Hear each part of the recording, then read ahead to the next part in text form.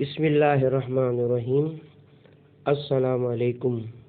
یہ کاشانہ بصیرت کا آڈیو بک سیکشن ہے۔ ہم جو کتاب پڑھ رہے ہیں اس کتاب کا نام ہے عباد الرحمن فی کل دہر و زمان۔ کتاب کے مؤلف ہیں یوسف عباس نانجی صاحب۔ اب ہم اس کتاب کا پارٹ نمبر 19 پڑھیں گے۔ 103 حضرت آیت اللہ سید موسیٰ صدر۔ حضرت آیت اللہ سید موسیٰ صدر امام سید موسیٰ صدر کے نام سے معروف ہیں۔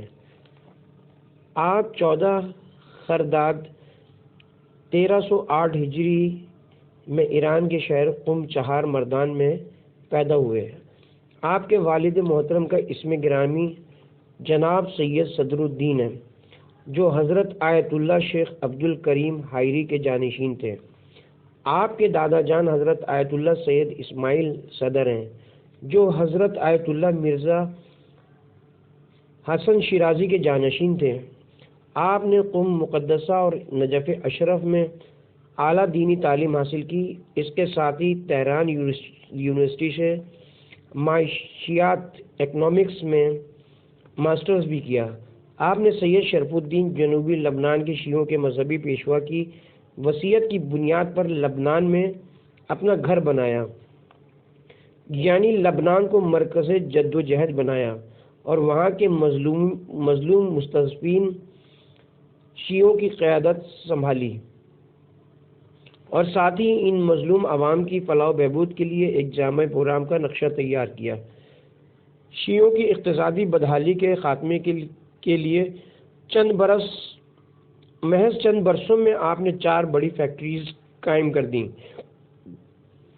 اور ساتھ ہی ایسے مفید ادارے بھی قائم کیے جہاں شیعوں کو معیشت کی مختلف راہیں ہموار کرنے کی تربیت دی جانے لگی۔ سب سے بڑے ادارے کا نام جبل عامل ٹیکنیکل اسکول تھا۔ یہ اسکول یتیم محروم بچوں کے لیے تھا۔ یہ وہ بچے تھے جن کے والدین اسرائیلی حملوں میں شہید ہو چکے تھے اور ان کے لیے کوئی جاہ پناہ نہیں تھی۔ یہ یتیم و محروم بچے 24 گھنٹے اسکول ہی میں رہتے تھے اور اس میں کوئی فیس وغیرہ نہیں تھی۔ اسی مدرسے کے پرنسپل ڈاکٹر مصطفیٰ چمران تھے، جو کہ امریکہ کی دنیاوی آسائشیں، عیش و آرام سب کچھ چھوڑ کر لبنان پہنچے تھے۔ اس اسکول میں ان یتیم و محروم بچوں کو جدید ٹیکنالوجی کے ساتھ ساتھ بنیادی اسلامی نظریہ آئیڈیالوجی کی تعلیم بھی دی جاتی تھی۔ نیز ہر طالب علم کو اسرائیلی درندوں سے مردانہ وار مقابلہ کرنا بھی سکھایا جاتا تھا۔ علاوہ ازیں آیت اللہ سید موسیٰ صدر نے نوجوان لڑکیوں کے لیے ایک تربیتی گھر بھی قائم کیا، جہاں انہیں سلائی کڑھائی، کشیدہ کاری وغیرہ سکھائی جاتی تھی۔ ساتھ ہی نرسنگ ٹریننگ سینٹر بھی قائم کیا۔ غرض یہ کہ امام سید موسیٰ صدر نے ڈاکٹر مصطفیٰ چمران کے ساتھ مل کر جنوبی لبنان میں اس طرح کے بہت سے مراکز قائم کیے، جہاں نوجوان لڑکوں اور لڑکیوں کو روزگار کے مختلف فنون اور ہنر سکھائے جاتے تھے۔ اس کے علاوہ آپ نے شیعوں کے سیاسی اور فوجی محاذ کی مضبوطی اور استحکام کے لیے عمل تنظیم کی داغ بیل ڈالی۔ یہی نوجوان آگے چل کر حزب اللہ کے ہراول دستے ثابت ہوئے، اور یہ نوجوان ماشاءاللہ اتنے فولادی ہیں کہ دشمن کی آنکھوں میں آنکھیں ڈال کر بات کرتے ہیں۔ امام سید موسیٰ صدر نے لبنان اسلامی تحریک کی بنیاد مضبوط کی اور لبنان میں شیعوں کو زندگی بسر کرنے کا سلیقہ سکھایا۔ الغرض آپ ایک انقلابی اور روشن فکر عالم دین ہیں۔ آپ نے حوزہ علمیہ قم میں درجہ اجتہاد بھی حاصل کیا، لیکن میدان عمل میں آپ ایک تیز رفتار، پرعزم عمل اور در شہوار ہیں۔ حزب اللہ کے سربراہ جناب سید حسن نصر اللہ کا عقیدہ ہے کہ لبنان کی مزاحمتی تحریک امام سید موسیٰ صدر اور ڈاکٹر چمران شہید کی پرخلوص اور انتھک جد و جہد کے نتیجے میں وجود میں آئی ہے۔ آج امام سید موسیٰ صدر نہ تو شہید ہیں کہ آپ کے لیے فاتحہ پڑھی جا سکے، اور نہ ہی قید میں ہیں کہ آپ سے ملاقات کی جا سکے۔ آپ کے بارے میں صد افسوس کہ ہنوز کوئی حتمی اطلاع نہیں ہے۔ وہ 25 اگست 1978 کا دن تھا۔ ایک ہوائی جہاز لیبیا کے دارالحکومت طرابلس کے ہوائی اڈے پر اترا۔ امام سید موسیٰ صدر اسی جہاز کے مسافر تھے۔ آپ کے ساتھی شیخ محمد یعقوب اور معروف روزنامہ نویس صحافی عباس بدر الدین بھی آپ کے ہمراہ تھے۔ امام موسیٰ صدر الدین لیبیا کے صدر کرنل معمر قذافی کی سرکاری دعوت پر لیبیا کے دورے پر آئے ہوئے تھے۔ اس وقت سے اب تک 31 سال سے زائد عرصہ بیت چکا ہے، لیکن درج ذیل سوالات کا کوئی بھی اطمینان بخش جواب میسر نہیں ہے۔ نمبر 1، کرنل قذافی نے موسیٰ صدر کے ساتھ کیا کیا؟ نمبر 2، کیا امام موسیٰ صدر اب تک جیل میں ہیں یا شہید کیے جا چکے ہیں؟ نمبر 3، اگر شہید ہوئے ہیں تو آپ کا مدفن کہاں ہے، اور اگر قیدی ہیں تو کس جیل میں ہیں؟ نمبر 4، کیا آپ لیبیا کے شہر تبرک میں ہیں یا لیبیا کے کسی صحرا میں قید ہیں؟ یہ سب ایک ایرانی نژاد لبنانی فیلسوف اور معروف عالم دین امام سید موسیٰ صدر کی زندگی اور آپ کے غائب ہو جانے کے بعد کے واقعات و حوادث پر مبنی ولایا نیٹ ورک کی ایک دستاویزی فلم ڈاکومنٹری کے موضوعات ہیں جو بہت جلد منظر عام پر آنے والی ہے۔ امام سید موسیٰ صدر نے انتھک محنت کر کے لبنان کی شیعہ آبادی کا احیاء کیا، انہیں عزت و عظمت سے ہمکنار کیا اور ان کو آواز عطا کی، وہ آواز جس کو سننے کے لیے آج دوست و دشمن بھی بے چین رہتے ہیں۔ آپ نے لبنان کے شیعہ اہل بیت کو اندرونی اختلافات، خانہ جنگیوں اور دیگر سماجی مسائل سے نجات دلائی۔ امام موسیٰ صدر اور آپ کے دو ساتھی 1978 میں قذافی حکومت کے اہلکاروں سے ملنے لیبیا چلے گئے اور وہیں سے غائب ہوئے۔ اسی وقت سے امام سید موسیٰ صدر کے مقدر کا علم کسی دنیاوی شخصیت کو نہیں ہو سکا ہے کہ آیا وہ زندہ ہیں یا شہید ہو چکے ہیں۔ آج امام موسیٰ صدر نہ تو شہید ہے کہ آپ کے لیے فاتحہ پڑھی جا سکے اور نہ ہی قید میں ہیں کہ آپ سے ملاقات کی جا سکے، بلکہ ایک کمانڈر ہیں جو نظروں سے اوجھل ہیں اور ہماری نظریں اور دل آپ کے دیدار کے لیے بے چین ہیں۔ نمبر 104، حضرت آیت اللہ العظمیٰ سید محمد حسین شیرازی۔ آپ عراق کے مقدس ترین شہر نجف اشرف میں سن 1347 ہجری شین مطابق 1928 عیسوی میں پیدا ہوئے۔ آپ کا گھرانہ نہایت علمی اور ادبی گھرانہ تھا، جس میں بڑے بڑے عالم دین اور مرجعیت کے درخشندہ ستارے پیدا ہوئے۔ آپ کے والد محترم کا نام حضرت آیت اللہ العظمیٰ سید مہدی شیرازی تھا۔ آپ نے کم سنی میں قرآن کریم والد بزرگوار کی نگرانی میں حفظ کیا۔ آپ ہی کے جد اعلیٰ عظیم آیت اللہ مرزا حسن شیرازی اس آئینی قرارداد کی وجہ سے بھی معروف ہیں جو ایران میں 1890 میں تمباکو تحریک کے حوالے سے مشہور ہوئی، جس میں آپ نے تمباکو کو حرام قرار دیا تھا۔ آپ نے دوران تعلیم اعلیٰ کارکردگی کا مظاہرہ کیا اور بہت جلد مسند اجتہاد حاصل کر لی۔ آپ نے تحقیق و تدوین کا کام بھی شروع کیا اور 1000 سے زیادہ کتابوں کے ذریعے ایک عالم میں تہلکہ مچا دیا۔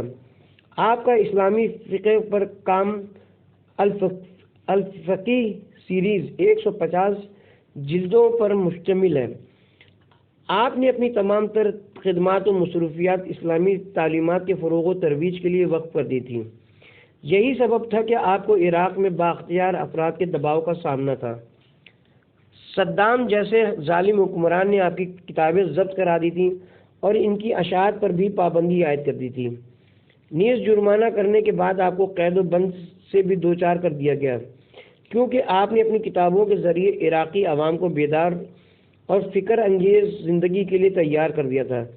لیکن ان تمام مظالم کے باوجود آپ نے عراق کی باطل حکومت سے خوف زدہ ہوئے بغیر اپنا کام دل جمعی کے ساتھ جاری و ساری رکھا۔ آپ کو 1971 میں جلا وطن کیا گیا اور آپ نے کویت میں سکونت اختیار کی۔ بعد ازاں 1989 میں انقلاب اسلامی ایران کے بعد قم مقدسہ میں ہجرت کا شرف حاصل کیا۔ آپ کو علمی و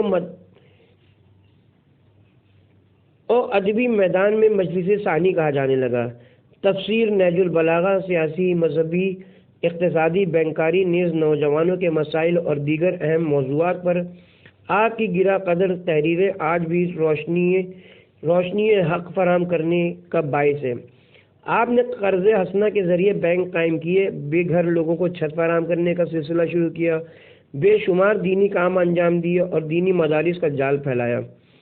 آپ نے شام میں بھی حوزہ علمیہ قائم کیا جو آج بھی آپ کے حسن عمل اور ثواب جاریہ کی یادگار ہے۔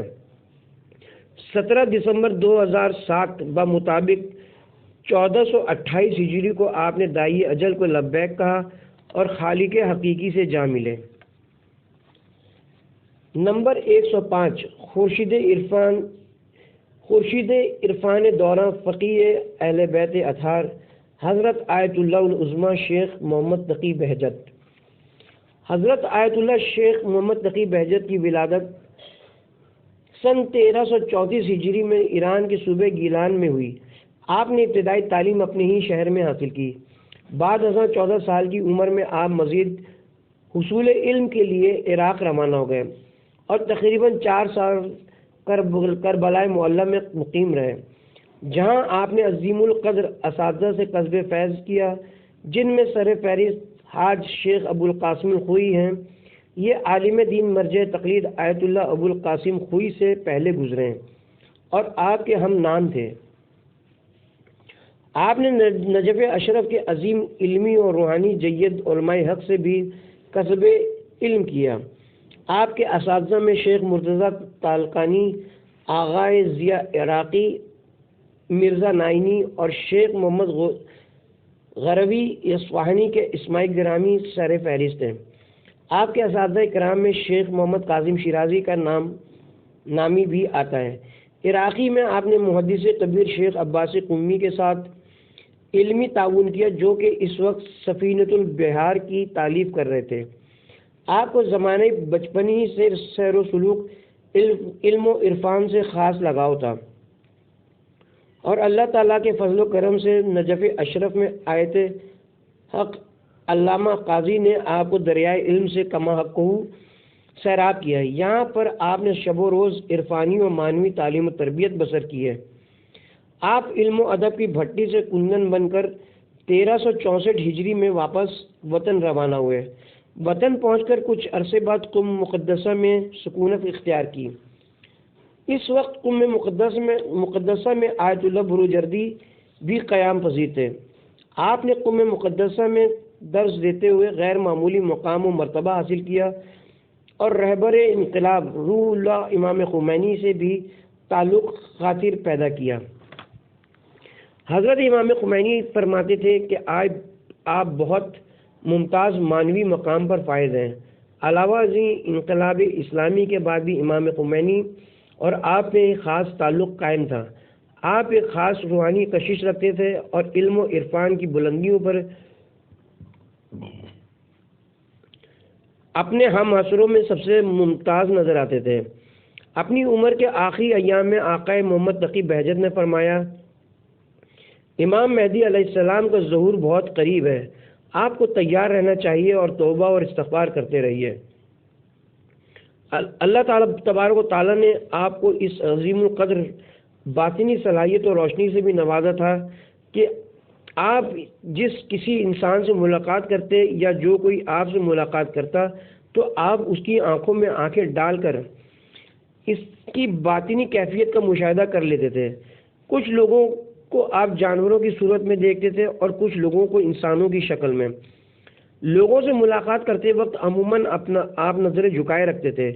باطنی کیفیت کا یہ درک و مشاہدہ در حقیقت ایک طویل علمی اور روحانی ریاضت اور زبردست مجاہدے کے بعد حاصل کیا ہوتا ہے، جب خدائے بزرگ و برتر کسی انسان کے خلوص و دل کے پیش نظر نہ صرف اسے صاحب کرامت ہونے کا شرف عطا فرما دیتا ہے، بلکہ وہ صاحب کرامت اپنی اس خدا داد صلاحیت و نعمت کو انسانیت کی فوز و فلاح اور بھلائی کے لیے استعمال کرتا ہے اور خداوند تعالیٰ کے ہاں مزید اجر و ثواب کا مستحق ہو جاتا ہے۔ عصر حاضر کے کم عمر عالم دین اور عالم با عمل حجت الاسلام والمسلمین مولانا سید شہنشاہ حسین نقوی قمی جو خطیب و پیش نماز مسجد باب العلم شمالی ناظم آباد کراچی اور مسئول ادارے باب العلم دارالتحقیق ہیں، مجالس اور محافل اور دروس وغیرہ میں آیت اللہ بہجت کا تذکرہ ضرور کرتے ہیں۔ وہ آپ کے طالب علم رہے ہیں اور آپ کی عظمتوں اور رفتوں سے مومنین کرام کو روشنی باہم پہنچاتے رہتے ہیں۔ امام زمانہ کی ولادت باسعادت کی مناسبت سے خمسہ سلسلہ دروس میں خطاب کرتے ہوئے انہوں نے 15 شعبان المعظم سن 1430 ہجری کو ہم سب کے علم میں اضافہ کرتے ہوئے بتایا کہ ایک مرتبہ آقائے بہجت جب نماز کی امامت کے لیے مسجد میں تشریف لائے تو مومنین نے پرجوش انداز میں کہا، آقا آ گئے، آقا آ گئے۔ آقائے تقی بہجت بہت خوش ہوئے اور استفسار کیا، کیا کہاں ہیں امام؟ لوگوں نے بتایا کہ ہم قبلہ، ہم آپ کے لیے کہہ رہے تھے کہ امام آ گئے، آقا آ گئے۔ آقائے بہجت نے فرمایا، آپ لوگ اتنے والہانہ انداز سے کہہ رہے تھے کہ میں سمجھا امام عصر آ گئے۔ انتظار امام کی یہ ایک بہترین مثال ہے۔ آپ چونکہ امام زمانہ کے تصور میں شب و روز گزارتے اور انتظار امام کے سلسلے میں صحیح معنوں میں منتظر رہتے تھے، لہذا ہم سب پر لازم ہے کہ انتظار امام زمانہ کی یہی کیفیت اپنے دلوں میں پیدا کریں تاکہ اسی کیفیت کی بدولت دل و دماغ و روح و نظر کی سرشاری پا سکیں، اور جب امام زمانہ کا ظہور ہو تو آپ کے لشکر کے خوش نصیب ترین افراد میں شامل ہونے کے اہل ہو جائیں انشاءاللہ تعالی۔ اسی میں دنیاوی اور اخروی کامیابی اور سرخروئی ہے۔ آقائے تقی بہجت 17 مئی سن 2009 کو داعی اجل کو لبیک کہتے ہوئے خالق حقیقی سے جا ملے۔ آپ کی تدفین قم مقدسہ میں عمل میں آئی۔ اقوال 14 معصومین علیہ السلام۔ پیغمبر اسلام حضرت محمد مصطفیٰ صلی اللہ علیہ وآلہ وسلم، جو شخص اپنے عمل کو خلوص کے ساتھ پے در پہ 40 دن تک اپنے خدا کے لیے کرے تو خدا اس کے قلب سے حکمت و معرفت کے چشمے اس کی زبان پر جاری کر دیتا ہے۔ اے علی، پہلی بات تو یہی ہے کہ غصہ نہ کرو، اور اگر غصہ آ جائے تو غصے کے وقت بیٹھ جاؤ اور خدا کے اپنے بندوں کے متعلق حلم و بردباری کے بارے میں غور کرو۔ نامحرم کی طرف نظر کرنا شیطان کا ایک زہریلا تیر ہے، لہذا جو شخص خدا کے خوف کی وجہ سے نامحرم پر نگاہ نہ کرے تو خدا اس کو ایسا ایمان عطا کرتا ہے جس کی شیرینی وہ اپنے دل میں محسوس کرتا ہے۔ اے ابو ذر، 5 چیزوں سے پہلے غنیمت سمجھو۔ نمبر 1، بڑھاپے سے پہلے جوانی کو۔ نمبر 2، بیماری سے پہلے صحت کو۔ نمبر 3، فقیری سے پہلے مالداری کو۔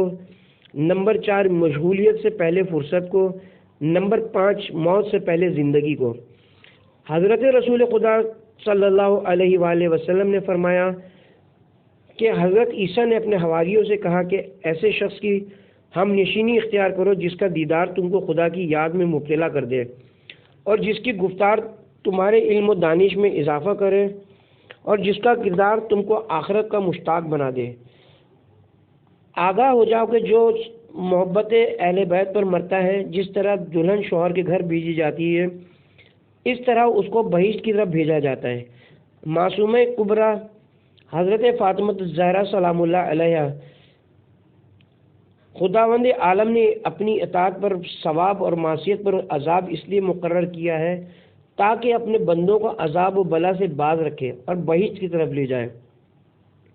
خداوند عالم نے امر بالمعروف اور نہی عن المنکر کو معاشرے کی اصلاح کے لیے قرار دیا ہے۔ خداوند عالم نے والدین کے ساتھ نیکی کرنے کو اپنی ناراضگی کے لیے ڈھال بنایا ہے۔ خداوند عالم نے خاندان رسالت کی اطاعت کو معاشرے کے نظام کی حفاظت کے لیے اور امامت ائمہ معصومین کو اختلاف سے بچانے کے لیے قرار دیا ہے۔ خدایا مجھے میری نظر میں ذلیل کر دے اور اپنی شان کو میری نظر میں عظیم کر دے۔ مجھے اپنی اطاعت کا اور وہ عمل جو تجھ کو راضی کر سکے اس کا الہام کر دے، یا ارحم الراحمین اس بات کو بتا دے جو تیری ناراضگی سے بچا سکے۔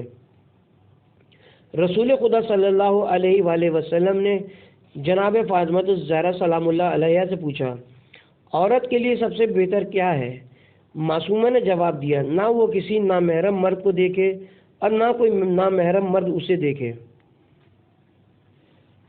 پہلے امام مولا کائنات حضرت علی ابن ابی طالب علیہ السلام، تمہارے لیے صبر ضروری ہے، اس لیے کہ صبر کا ایمان سے وہی رشتہ ہے جو سر کا جسم سے ہے۔ جس جسم کے ساتھ سر نہ ہو اس کا کوئی فائدہ نہیں ہے، اسی طرح ایمان کا کوئی فائدہ نہیں ہے جس کے ساتھ صبر نہ ہو۔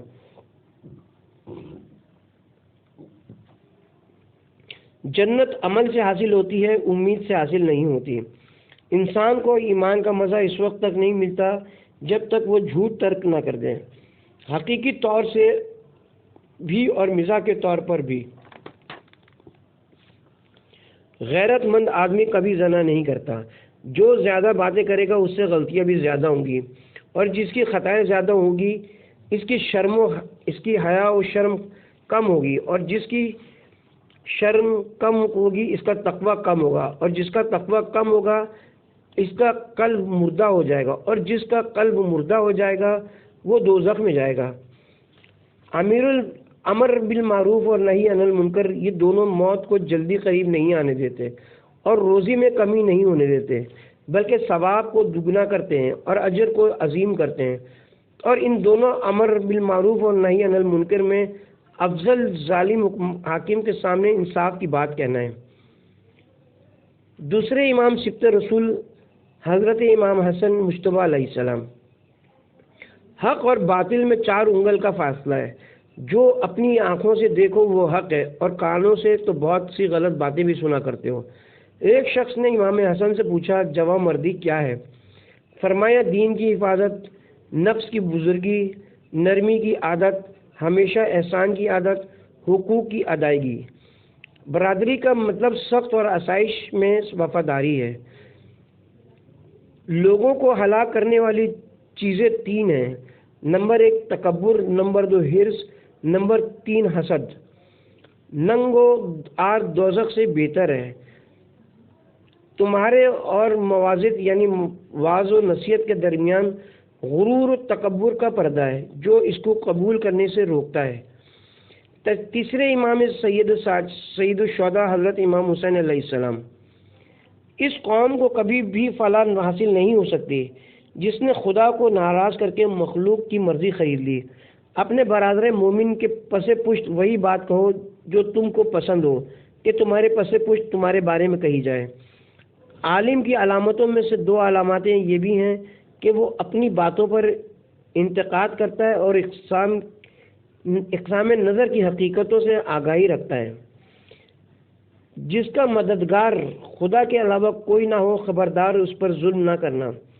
اگر دنیا کو عمدہ اور نفیس شمار کیا جائے تو ثواب خدا کا گھر آخرت اس سے بھی بلند و برتر ہے۔ اگر جسموں کو مرنے ہی کے لیے پیدا کیا گیا ہے تو انسان کا راہ خدا میں تلوار سے قتل ہو جانا بہت ہی افضل ہے۔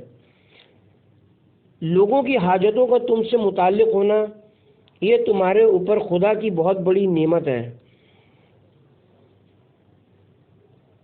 لہذا نعمتوں کو یعنی صاحبان حاجت کو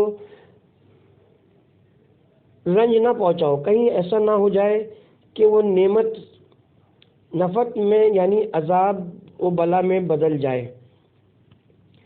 چوتھے امام زین العابدین علیہ السلام حضرت امام علی ابن الحسین سید سجاد علیہ السلام،